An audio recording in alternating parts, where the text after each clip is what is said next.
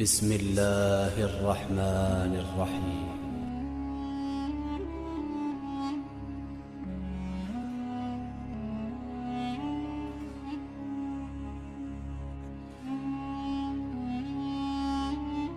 بلا تردد آج کل جہالت کی وجہ سے کفر بہت سستا ہو گیا ہے۔ کفریات کا علم لوگوں کو نہیں ہے، اس لیے ان میں مبتلا ہوتے رہتے ہیں۔ نبی اکرم صلی اللہ علیہ وسلم کے ارشادات خود ہی صاف طور سے اس پر دال ہیں کہ کفر بہت سستا ہو جائے گا۔ ایک حدیث میں ارشاد ہے کہ نیک اعمال میں جلدی کرو، مبادہ وہ وقت آ جائے جس میں ایسے فتنے واقع ہوں جو اندھیری رات کے حصوں کی طرح ہوں کہ حق اور ناحق کو پہچاننا مشکل ہو جائے۔ ان میں صبح کو آدمی مسلمان ہوگا، شام کو کافر ہوگا، شام کو مسلمان ہوگا اور صبح کو کافر ہوگا۔ معمولی سے دنیوی نفع کے عوض دین کو فروخت کر دے گا۔ ایک حدیث میں ارشاد ہے کہ ایک فتنہ ایسا آنے والا ہے کہ ہر طرف سے جہنم کی طرف لے جانے والے بلا رہے ہوں گے۔ ایک حدیث میں ارشاد ہے کہ عنقریب ایسے فتنے آنے والے ہیں کہ ان میں آدمی صبح کو مومن ہوگا، شام کو کافر، مگر وہ شخص جس کو حق تعالی شانہ علم کی بدولت زندہ رکھے۔ علم کی بدولت زندہ رکھنے کا مطلب اس کے سوا کیا ہو سکتا ہے کہ وہ کفر و ایمان کی حدود سے واقف ہو، وہ اس چیز کو جانتا ہو کہ کس چیز سے آدمی مسلمان بنتا ہے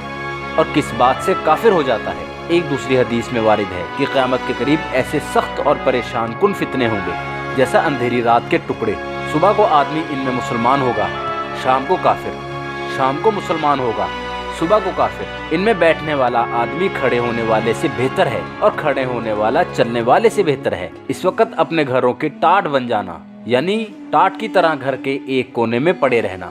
ایک حدیث میں ارشاد ہے کہ ایک ایسا فتنہ آنے والا ہے جس کے اثر سے اس امت کا کوئی بھی آدمی نہ بچے گا۔ جب یہ سمجھا جائے گا کہ اب ختم ہو گیا، پھر کوئی اور شاخ نکل آئے گی۔ صبح کو آدمی اس میں مسلمان ہوگا، شام کو کافر، شام کو مسلمان ہوگا، صبح کو کافر، حتیٰ کہ دو جماعتیں ایسی بن جائیں گی کہ ایک جماعت خالص مسلمانوں کی جن میں ذرا بھی نفاق نہ ہوگا اور دوسری جماعت خالص منافقوں کی جن میں ذرا بھی ایمان نہ ہوگا۔ اس وقت دجال کا ظہور ہوگا۔ ایک حدیث میں ارشاد ہے کہ نبی اکرم صلی اللہ علیہ وسلم نے فرمایا کہ میں دیکھ رہا ہوں کہ اسلام میں فوجیں داخل ہو رہی ہیں، لیکن ایک زمانہ ایسا آنے والا ہے کہ اسی طرح فوجوں کی فوجیں اسلام سے خارج ہونے لگیں گی۔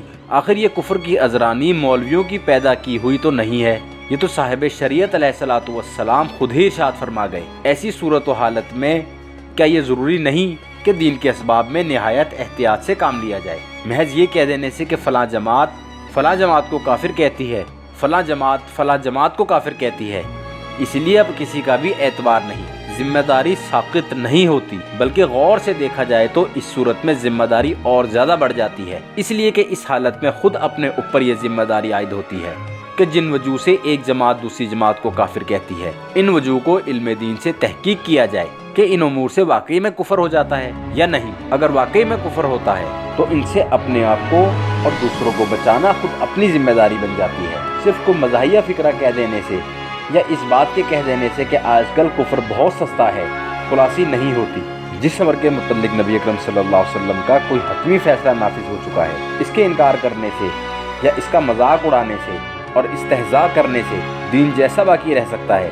کلام اللہ شریف اس کا فیصلہ خود ہی کر چکا ہے، اور ایک جگہ نہیں، جگہ جگہ وارد ہے۔ میں ایک جگہ ارشاد ہے، ترجمہ: پس قسم ہے آپ کے رب کی، یہ لوگ ایماندار نہ ہوں گے جب تک یہ بات نہ ہو کہ ان کے آپس میں جو جھگڑا ہو اس میں یہ لوگ آپ صلی اللہ علیہ وسلم سے اور آپ نہ ہوں تو آپ کی شریعت سے تصفیہ کرائیں، پھر اس تصفیہ سے اپنے دلوں میں انکار کی تنگی نہ پاویں اور اس کو پورا تسلیم کر لیں۔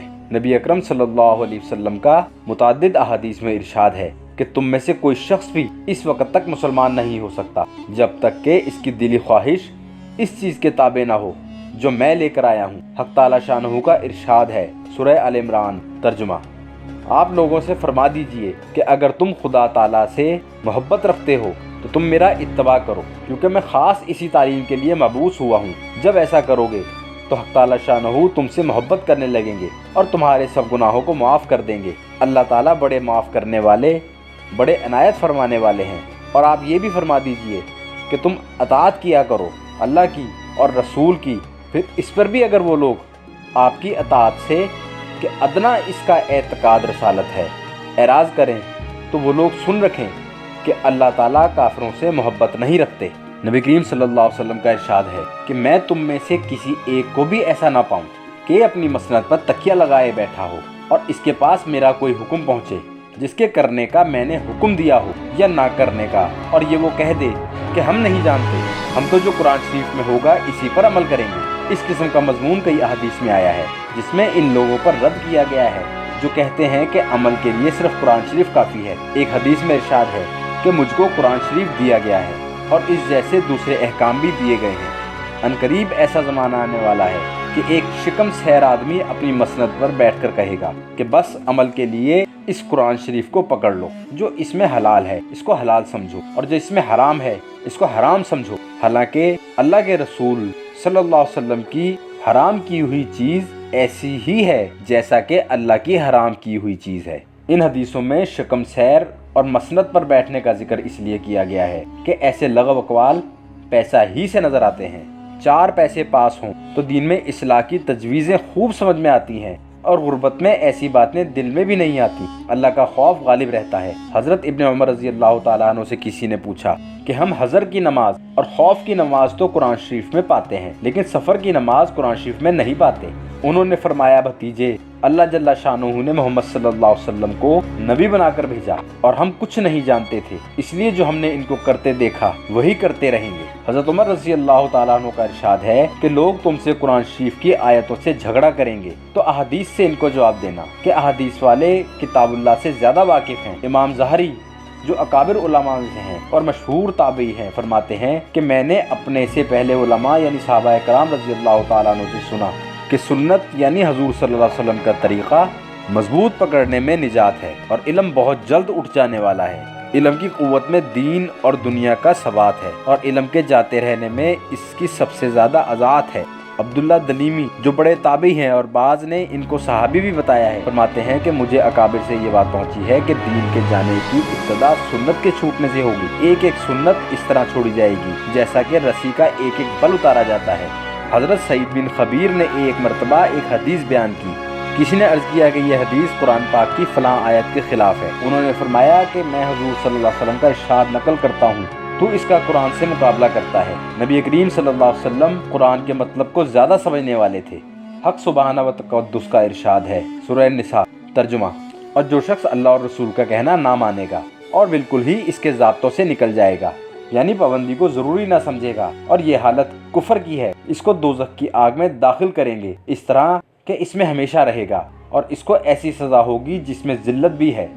دوسری جگہ ارشاد ہے، سورہ نساء ترجمہ، اس دن یعنی قیامت کے دن وہ لوگ جنہوں نے دنیا میں کفر کیا ہوگا اور رسول صلی اللہ علیہ وسلم کی نافرمانی کی ہوگی اس بات کی تمنا کریں گے کہ کاش آج ہم زمین میں پیوند ہو جائیں کہ اس رسوائی اور مصیبت سے بچ سکیں اور کسی بات کا بھی جو دنیا میں کیا ہے اللہ سے اخفا نہ کر سکیں گے۔ ایک جگہ ارشاد ہے، ترجمہ، اور ہم نے تمام رسولوں کو اسی واسطے بھیجا ہے کہ اللہ تعالیٰ کے حکم کی وجہ سے جو رسولوں کی اطاعت کے بارے میں وارد ہوا ہے ان کی فرما برداری کی جائے۔ ایک جگہ وارد ہے، ترجمہ، جس شخص نے رسول اللہ صلی اللہ علیہ وسلم کی اطاعت کی اس نے اللہ کی اطاعت کی اور جس نے رسول صلی اللہ علیہ وسلم کی اطاعت سے روگردانی کی وہ اس کو خود بھگتے گا۔ رنج نہ کریں، ہم نے آپ کو ان کا نگران مقرر کر کے نہیں بھیجا، آپ کا کام سمجھا دینے کا ہے۔ اور بھی اس قسم کی بہت سی آیات ہیں جن سے معلوم ہوتا ہے کہ اصل دین حضور صلی اللہ علیہ وسلم کا اتباع ہے، وہی دین ہے، وہی شریعت ہے، وہی اللہ جل شانہ کی فرما برداری ہے۔ یہی وجہ ہے کہ صحابہ کرام رضوان اللہ اجمعین بالخصوص خلفائے راشدین کے زمانہ میں اس اتباع سے ذرا سا بھی دور ہونا ان کے لیے بہت مشکل اور شاق تھا۔